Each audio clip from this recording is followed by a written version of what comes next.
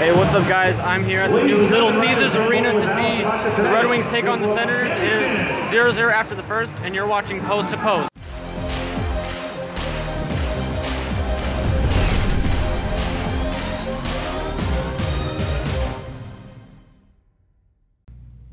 Hello and welcome to Post, the channel where we discuss all things hockey and all teams. Welcome back to the report card series. I've done Montreal, I've done Ottawa, I've done Buffalo. Now it's time for Detroit. I'm sticking with the East, sticking with the Atlantic Division. But first, before I get into the seasonal talk of the Red Wings, I just wanted to first give my view of the team, or my liking of the team. So I've honestly never been a fan of Detroit ever my entire time as a hockey fan, up until last year when I started to do poorly. That's a weird thing to say. Usually you become a fan of a team because they do well. Like Nashville got a bunch of new fans because of their run last year, and Pittsburgh with those cups, and same with Chicago, a bunch of new fans because of their success. I kind of had the opposite opinion with Detroit. They were so good for so long. I was so sick and tired of seeing them in the playoffs that I really wanted them to fall. They did. This is the second year in a row that they've missed the playoffs. Prior to that, they made the playoffs for like 25 years in a row, something crazy like that. That streak was broke last year, and I find it very admirable to see someone fall, or not someone doesn't specifically, but a team, someone as in the team, a team fall, pick itself back up, and rise again. There's something very admirable in that story. That's why underdog stories are so popular in movies, not just in sports, just in general. There's always something great about an underdog story. Detroit is in that position right now. They've fallen. They're in the position to pick themselves back up and rise to the top again, and I hope they do it. They're not my favorite team. They're not even close to my favorite team, but I like them so much more now than I used to. So I wish them all the best, and I'm looking forward to see the next few years out of Detroit. It's going to be interesting. Okay, I'd like to get into this video now and talk about their specific season this year.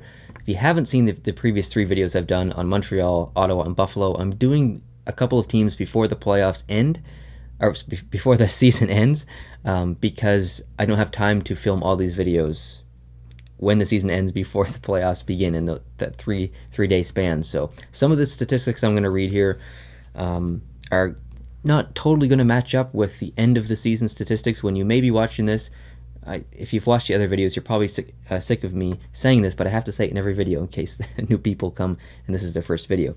Alright, so I've got a bunch of categories. You're going to see statistics on this side of me from last year and statistics on this side of me from this year. Everything marked in green is an improvement from last year. Everything in red is not an improvement from last year. I'm going to go through each statistic, talk a little bit about it, and then have some conversation about the players on the team, and then some storylines from this year that I felt was significant enough to impact their season positively or negatively. So we're going to start with league rank. So last year they were 25th. This year they're 26th. So they're about basically the same team as they were last year as far as standings go. Points, last year they had 79. This year they have 72. Obviously this number may change since they have, I think, 2 games left. Goals for, last year 198, this year 206, so they're a bit more offensive this year.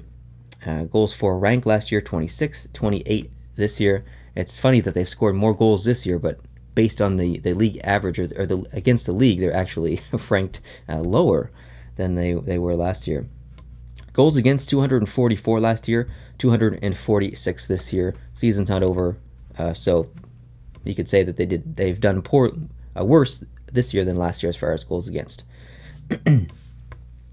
Goals against rank, last year they were 26th, this year they're 23rd, an improvement. Differential, last year they were minus 37, this year they're minus 36. Basically the same. Differential rank, so they were 25th last year, 26th this year. Power play percentage, 15.1 last year, and 17.4 this year, so they improved that power play, but 15% on the power play is not good. That's why they're ranked 27th last year. They're 24th this year. Penalty kill, they were 80.8% last year, dropped down to 77.6% this year. Last year that ranked them 16th, and this year they're at 22nd, so a little bit of a drop there. Last year they're right along that league average. Now they're starting to fall a little bit. Shots per game, they had 28.8 last year, and this year they've managed to get 30.3 shots average per game. Last year they were ranked 25th in this category. This year they're 26th, basically the same spot. Shots against per game last year, 30.6. Shots against per game this year, 31.8. So they're allowing more shots at their net. But last year they were ranked 19th in this category, and this year they're ranked 13th. So I guess it's an improvement, but not really. Face-off percentage last year, 51.9. Actually, really good face-off team last year. This year, 48.7. 51 to 48 doesn't seem like a huge percentage difference, but it really is when it comes to face-offs. Because last year they were 6th in the league, and this year 24th. So that's a huge, huge jump. So if we jump over to the players, I'm going to read you the players by the most point getters on the team down to the least most point getters. You know what I mean. And they're not all listed here, but I'll read about 15 of them. So Larkin has 60 points. Zetterberg has 53. Mantha has 47. Nyquist 39. Applicator 34. Nielsen 33. Athanasiou 33. Green 33. Helm 30. Cronwall 25. Ferk 24, Bertuzzi 23, and just a note on Bertuzzi, I was looking at his games played. He's only played 46 games, and he's got 23 points, so it would have been interesting to see if he had those extra 30 games as the rest of them had, or 40 games, actually almost, to see where his points would have been. He could have been up in the 30 to 40 range, which would have put him around 4th on the team. So maybe next year we'll get a really good sample size from him. And then Glendening has 19. If we move on to the goalies, Jimmy Howard, he played 60 games. He had 22 wins, 27 losses, 2.85 goals against average, .910 save percentage. Not terrible numbers. I would say worse than average in the league, but not terrible. Peter Mrazek, as we know, he's no longer with the team. He went to Philadelphia, but I'm going to talk about him because he spent the majority of his season with Detroit. He played 18 games, 8 wins, 7 losses, 2.89 goals against average, .910 save percentage. Basically the same goalie statistics between the two as far as goals against average and percentage-wise. If we look at the goal scorers on the team, we have 2 people above 20, Mantha with 24 and Nyquist with 21. On average, most teams have 3 to 5 goal scorers, so maybe that 4 range. Goal scorers who have 4 players score 20 goals or more. Detroit barely has 2. Nyquist has 21, so he's just breaking in there. So they've really struggled to put the puck in the net. They're not very deep outside of the top 6. They're pretty thin on the back end. So now I just want to move on to some of the points that I made about the team. First was the Mrazek trade, and that was I want to talk about it because the conditions for the pick that they got back it's complicated. I'm going to explain it. Some of you might already know this, but they got a 4th round pick, and it changes into a 3rd round pick if the Flyers make the playoffs. Mrazek wins 5 regular season games as a Flyer. He's already done that, so if the Flyers make the playoffs, which it actually looks like they are going to, this 4th round pick actually turns into a 3rd round pick for Detroit, so that's great news. But it can turn into a 2nd round pick if the Flyers advance to the conference finals and Mrazek wins at least 6 playoff games. Obviously a lot more unlikely actually. No offense to the Flyers, it's just there's killer competition in the East this year, so if they made it to the conference finals, I would be shocked. So that's looking like that. It'll turn into a 3rd round pick for Detroit. I've already talked a little bit about the depth. I'm okay with their top 6. They're pretty thin on the back end. I know they have some young guys coming up, lots of development in the team, so the team will improve with youth over the next couple of years. They need more offense from the defensive side of things. You have Green, who I feel like he must be close to 40. He's not. He's 32, but his name's been around for so long. But he's still contributing on the team. He had 33 points this year, a little less than he usually has. But he's not playing on as good of team as he usually has in his past career. But outside of Green, there's not really a lot of offensive defensemen in Detroit. There are some who are trying to be and are unfortunately failing a little bit. Of all the times I've watched Detroit this year, which would be about 20 games, maybe 25 games, maybe a little more. I tend to watch teams in the East a little more than teams in the West. Larkin at times was a defensive liability. I don't like to say that because I really do like Larkin, but to be fair, there were plenty of times when he was a defensive liability. But one thing I did notice about Larkin is that he is very accountable for his actions. He'll back check like a bugger, and he plays a 200-foot game. He's up and down the ice. He'll back check. So that is something I really appreciate about that, because there's a lot of defensively liable players, Jonathan Drouin, who give away the puck and don't back check and are not accountable for their actions. So I'm impressed that Larkin is. So Jeff Blashill is the coach, and he's been the coach since 2015. He inherited the team from Babcock, who's of course now in Toronto, doing quite well. But Blashill, he plays a different style. He has players who played with Babcock or played for Babcock for quite a while. They've had to adapt to Blashill's system. There's still some growing pains. I don't blame everything on Blashill. He hasn't been given the team that he needs. And he makes an interesting quote. He says, "You need 3 superstars in their prime to win the Stanley Cup. A high draft pick would help us a lot, but we're not trying to tank." And he's talking about this specific season. So I think that's a little offhand jab to the GM, where I don't have the pieces I need.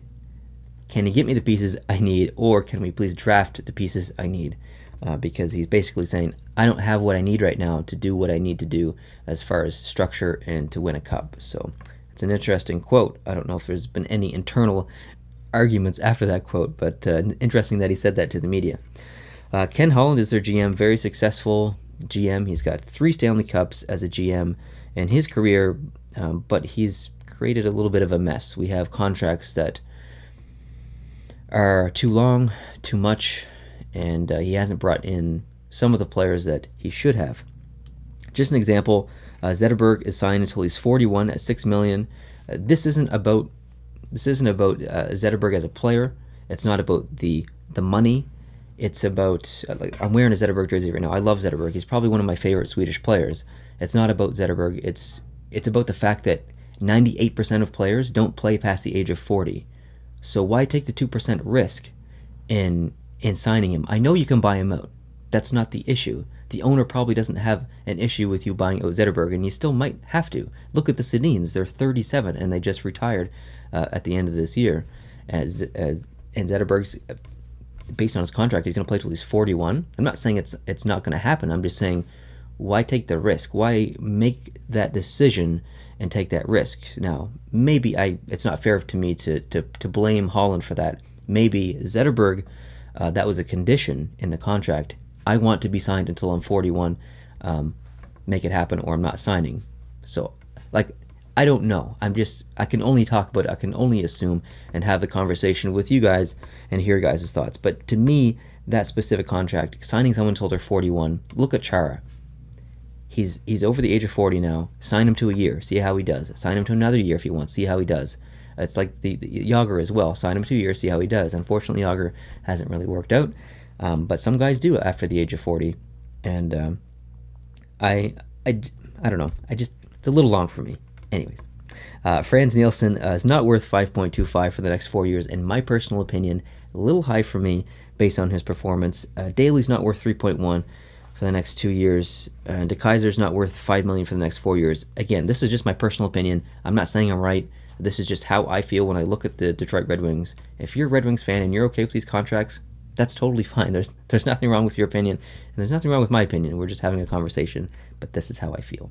So anyways, I'm going to wrap it up there. That's basically how I feel about the Red Wings, and that's how their season went along. We compared stats. We talked about some positives. We talked about some negatives.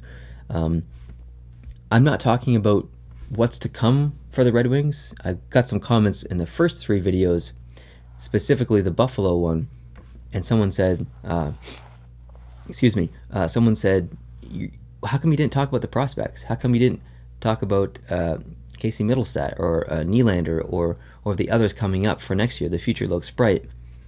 And my response was, these report card videos aren't about the future. It's not about next year.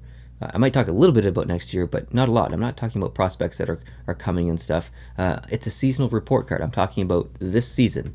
So I know that there's things to come that are good for Detroit, like Bertuzzi. Hopefully he gets to play more games next year, but I'm not really talking about the future in these videos. I'm talking about this season and comparing it to last season to see if they've improved or not improved. So that's my reasoning, basically, why I'm not spending more time talking about what's to come and all my time talking about what's now. There will be lots of opportunities in the off season to discuss what's to come for every single team, so I'll leave it at that. So thanks guys for watching. I really appreciate it.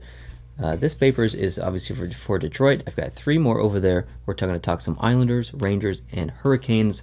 Those are the 3 videos coming up after this one in that order. And so I'm tackling the East first, then I'm going to do the West. Waiting on Florida to see what happens, waiting on St. Louis to see what happens there, and I'll probably do those teams last since they're right on that bubble for the playoffs. So anyways, it's a fun series. I know it's a little dry.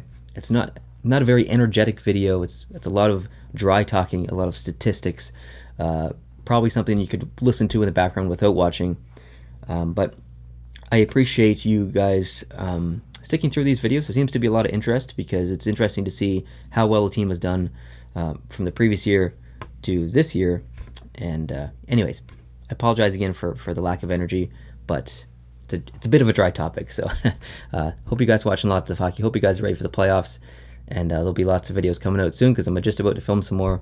So like this video if you liked it, hit that like button down below. Please subscribe if you're new to check out the upcoming videos, and I'll see you in the next one. Adios.